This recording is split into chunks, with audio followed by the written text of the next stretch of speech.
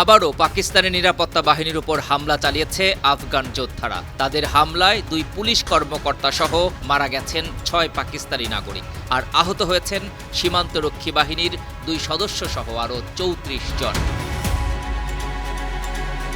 আফগান হামলার বিষয়টি নিশ্চিত করেছে দেশটির সংবাদ মাধ্যম খামা প্রেস।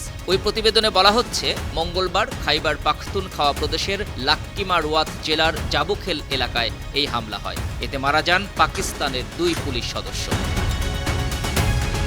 এর আগে সোমবার দেশটির 52 জেলার বাক্কাখেল ও ওয়াজির এলাকায় হামলা চালায় আফগানিস্তানের যোদ্ধারা। এতে আহত হয় আধা সামরিক বাহিনীর 2 সদস্য।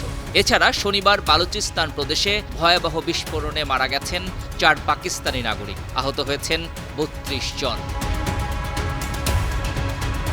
এই হামলার পর পাকিস্তানের আন্তঃবাহিনী জনসংযোগ পরিদপ্তর ISPR এক বিবৃতিতে জানায়, সশস্ত্র বাহিনীর হামলায় সেনাবাহিনীর 3 সদস্য মারা গেছেন। প্রতিশোধ নিতে 19 সন্ত্রাসীকে হত্যা করা হয়েছে।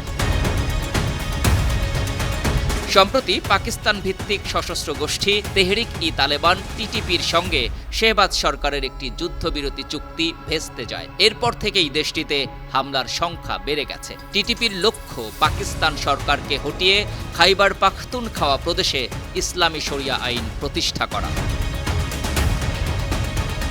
পাকিস্তান সরকারের অভিযোগ, TTPকে আশ্রয় প্রশ্রয় দিচ্ছে আফগানিস্তানের তালেবান সরকার। এই অভিযোগে 2 সপ্তাহ আগে আফগানিস্তানের পাকতিকা প্রদেশে TTPর অবস্থান লক্ষ্য করে বিমান হামলা চালায় পাকিস্তান। এতে মারা যায় 46 আফগান নাগরিক। ইসলামাবাদের এই হামলাকে স্পষ্ট আগ্রাসন হিসেবে অভিহিত করে কাবুল। এরপর থেকে দেশ দুটির মধ্যে উত্তেজনার পারদ চরমে পৌঁছেছে। আন্তর্জাতিক ডেস্ক, 52টি।